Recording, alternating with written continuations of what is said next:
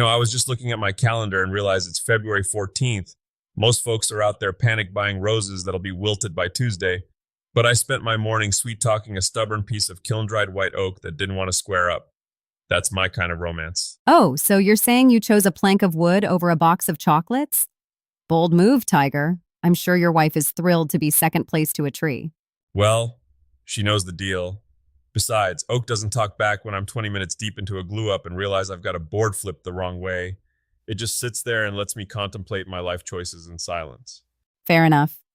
Welcome to the TigerDen Daily, everyone. It's Saturday, February 14th, 2026. We've got a packed shop today, from high-tech caffeine fixes to the reality of jumping into the trades this year.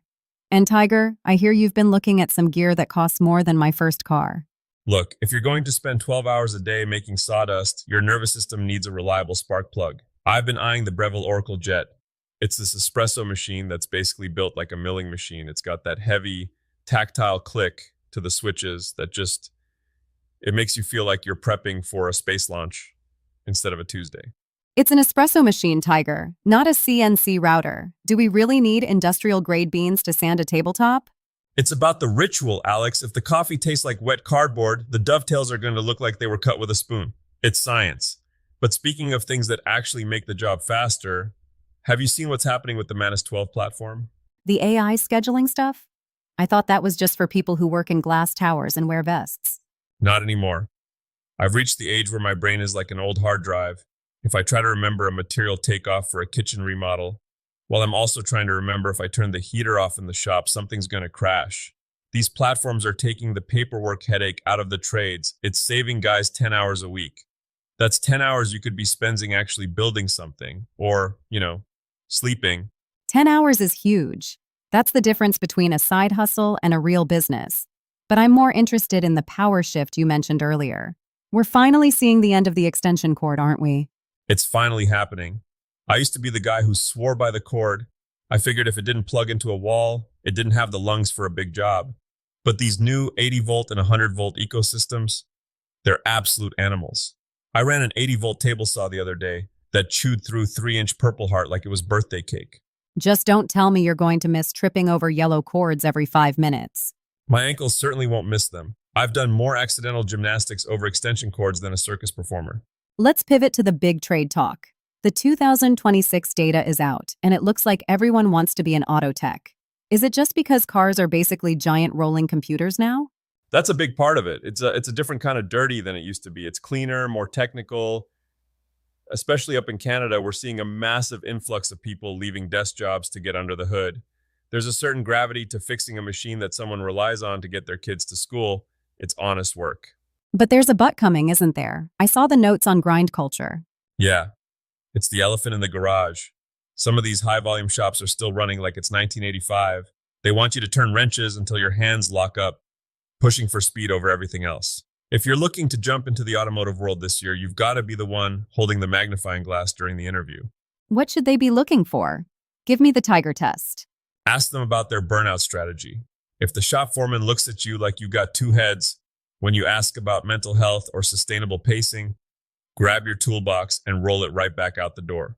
The best shops in 2026 treat their techs like athletes, not disposable filters. You want a place that values the fact that you're a human being who needs to be able to hold a fork at the end of the day. That's solid advice for any trade. Speaking of holding things, let's talk about the maker moguls. I see a lot of people on social media saying the custom furniture dream is dead because of mass market stuff. Those people are just building the wrong things. If you're trying to build a basic pine bookshelf and compete with a flat-pack Swedish giant, you're going to lose your shirt and your sanity. The money right now is in what I call bespoke identity furniture. Sounds fancy. Does it come with a tuxedo? No, but it comes with a story. People don't just want a surface to put their keys on. They want a conversation piece. We're seeing a huge spike in mixed media, wood meeting poured resin, or steel plate inlays. And these gateway drugs like personalized coasters, man, those X-Tool laser engravers are like printing money if you've got a bit of a creative eye. Wait, are you telling our listeners to become coaster kings?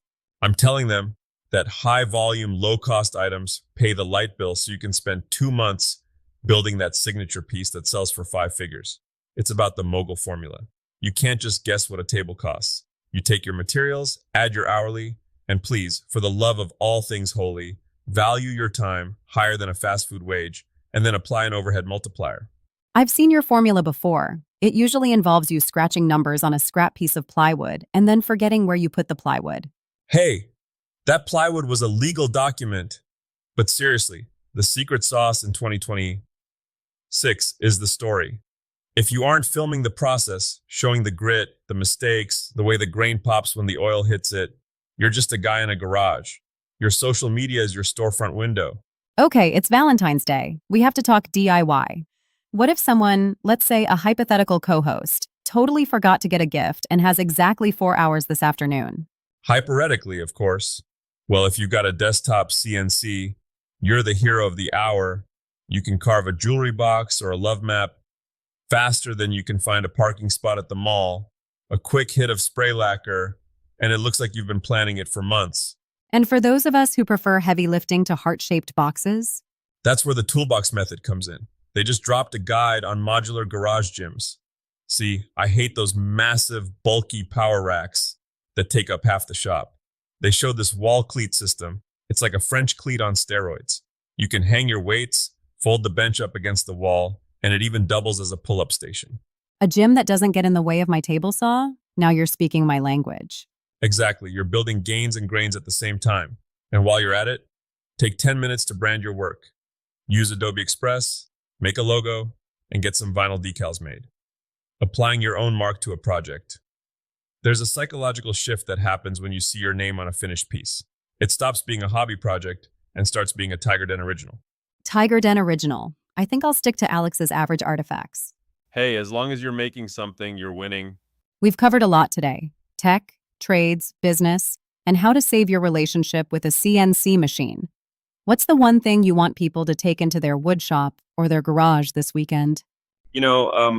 I was thinking about this while I was sharpening my chisels last night. We get so caught up in the precision of it all, the perfect measurements, the expensive tools. But the most valuable thing you own isn't the 100-volt saw or the AI scheduler. It's the permission to fail. That got deep quickly. I'm serious. Every masterpiece I've ever made is just a collection of mistakes that I was smart enough to hide or persistent enough to fix. This weekend, don't be afraid to ruin a piece of wood. Don't be afraid to try a new trade because you think you're too old or too desk-shaped. The only project you'll ever truly regret is the one you kept in your head because you were scared of the mess. Wise words from a man who once glued his own sleeve to a dining table. Hey, that table had a lot of character, and I eventually got the shirt back. Mostly. Thanks for hanging out with us in the TigerDen today. Go build something meaningful, stay sharp, and don't forget to check the links in the show notes for those garage gym blueprints and the first sale masterclass. Keep the sawdust flying and the sparks moving. We'll see you in the shop next time.